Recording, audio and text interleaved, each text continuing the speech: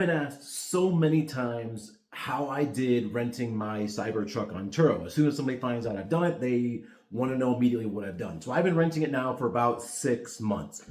Now, I had received my cybertruck very early on. I got mine like in May.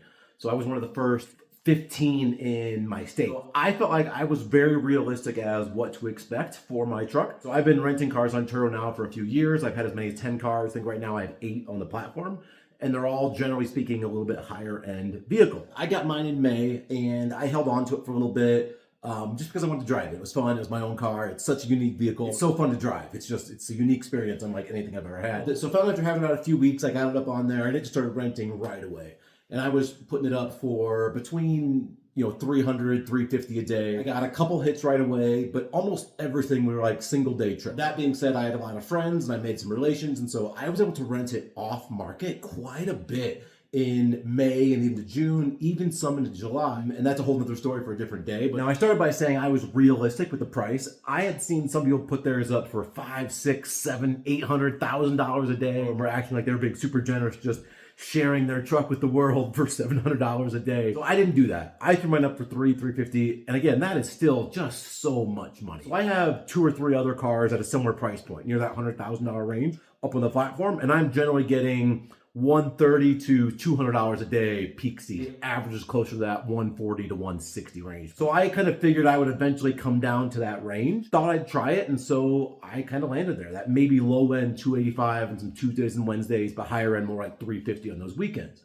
I got a ton of trips, but they were almost exclusively, like I said, single day, sometimes 2-day trips. I finally got it up on the platform the very end of May. I got 2 or 3 hits right away, did great on it. I think I ended the month with like just under $900 that I made, which I was pretty happy with. And part of the problem is I just wanted to drive it a lot. It was new to me and it's such a unique driving experience. I drove it like every chance I got, so I wasn't listing it a lot. At the end of May, beginning of June, I actually went on a long vacation. I took my boys and I down to Las Vegas for some work trip I had to do.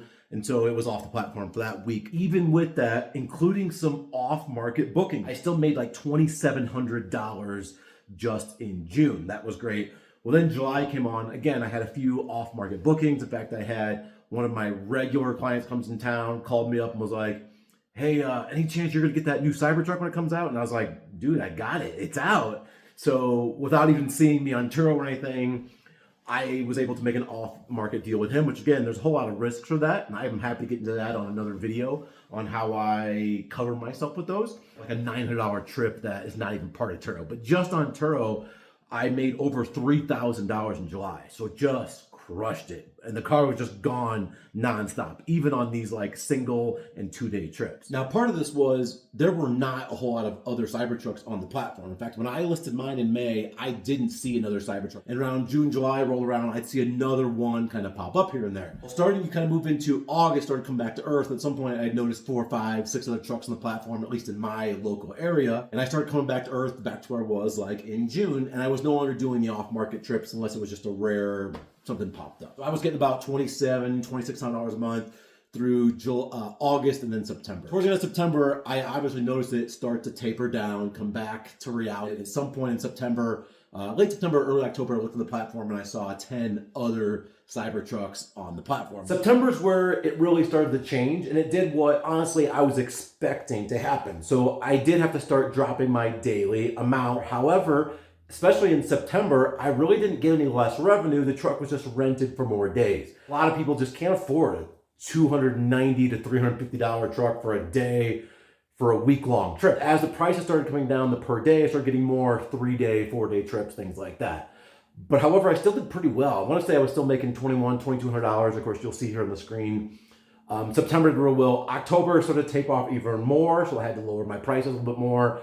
But I was getting those longer and longer trips. Now, I did have to take it in for a couple service appointments that were just small things. I had the cyber tent installed, some wheel covers, bring in for the wiper recall. So a couple different times, and all those were really quick trips where it was in there for a day, but still when you have to have it off for a day, you never know what kind of trips you're losing with that. In the back end or the front end of somebody's trip and it just wasn't available, so thus you didn't get it. It's not super flexible in that price still. I still had it.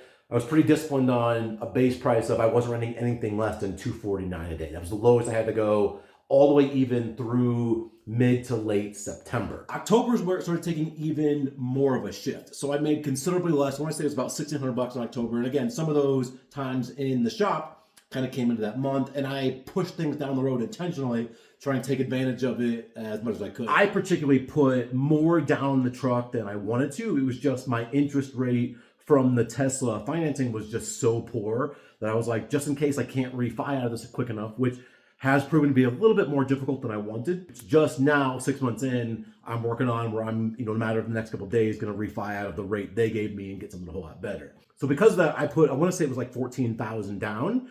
So that did make my monthly payment considerably smaller. In fact, it's the smallest monthly payment of my 4 vehicles on the platform that are about that $100,000 range. So now I am into November. Now, if you're not familiar with TURO, you won't necessarily know this, but if you are, you'll get this. So now that I think this is my 3rd cycle through this, beginning of November and the beginning of December are always struggles for us. I think, just in my theories, because people are planning on going on vacation for Thanksgiving or Christmas, so they don't spend the money and the time taking off work or building up those expenditures 2 weeks before Thanksgiving or 2 weeks before Christmas. So beginning of November is already tough, and I've seen that very much with my truck. So now here that I am in mid-November, I have not rented my truck, not a single day in this month. Now I do have some future bookings where even in the next couple of days, it's finally gonna go back out.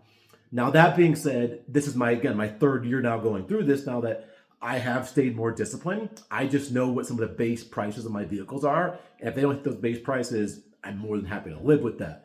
Now, it's easier for me to do that since I built up such a surplus in June, July, August, and September, especially June and July, even with those off-market bookings. Like I was sitting on, I think, an additional $2,000 of off-market bookings for those first 3 months I owned it, just from friends and some, work associates, things like this, that found out I was renting it and they're like, hey, would you rent it from me? And again, subscribe to the channel and I'll talk about off-market deals and what I've done to kind of insulate myself on those. But as we start to go in through probably more of like January, the next couple months, and again, I'm happy to keep filling you in with these videos along the way, is I will definitely have to adjust the price of the vehicle. In fact, it already has. And I think it will probably fall in that same range as my other vehicles are similarly priced. I have a Land Rover and a Rivian and a Lucid. I rent those all in that same general area. I try not to go ever below $129 a day. $130 is just the lowest I'll go. If it doesn't rent, it doesn't rent. I think that's a luxury I've afforded myself with planning and banking and making sure I'm saving that money for a rainy day on the summer months. I do really well in. High end of those, I could make as much as $179, or on some really crazy days, the holidays, I'll get $200 a day. I think that's the same range that my truck will begin to fall into over the course of November, December, January. Now, I think one benefit I have is I am in a cold weather city, so I'll get snow here. I will be able, I think, likely to continue to rent my vehicle, the Cybertruck specifically, in December, January, February, even March, ski season, because it's an all-wheel drive vehicle. Really curious to see how it does through November, December, so please subscribe to the channel and I'll keep you up to date on it. So I've had several cars that were new to the platform when I put them on, like the Rivian I had, the Lucid I had. In fact, the Land Rover I had, the Defender 130, was itself a new vehicle, even though the Land Rover itself was not new. The Defender 130 was. So I've been able to do this a couple times. I'm personally feeling really good about it. Now I'll feel a little bit better in a month or two after I get through November and December and see how those go. Would I do it again? That's the question I got. Now, personally, if I had the whole situation do over again, I absolutely would. Just because I did so well in June, July, August. So in addition to the almost $3,000 a month I was getting, over those 3 months combined, I probably got another 2,000 or so of off-market deals. I just did so well that it allowed me to kind of build up, and I've been able to put that money aside for a rainy day, knowing the Novembers and Decembers were coming.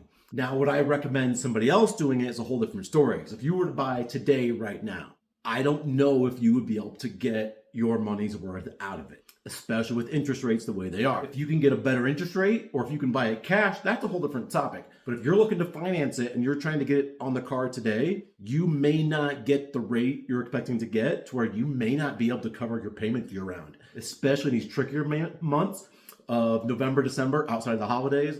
Then January, February, March, when people aren't taking these vacations and renting vehicles to go places, I don't know. You could be sitting in a rough spot. Now, if you're disciplined enough to be able to lose money per se, or not cover your car payment over these months, I think you'll do just fine in the summer when it rolls around. Now, personally, I live in a cold weather city that there's a lot of skiing going on. So people come into town.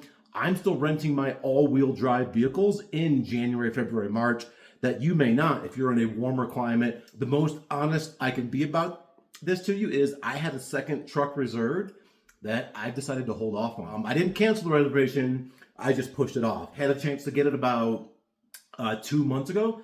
And I said, I just want to hold off and see. And I think at the present moment, I'm probably glad I did. Now, I do feel like even though my cost per day is going to go down, especially it did in September, October, I'm getting more days per trip. So that's where I was still kind of like breaking even. It was just gone more, even though I made about just as much. I'm still early on in November.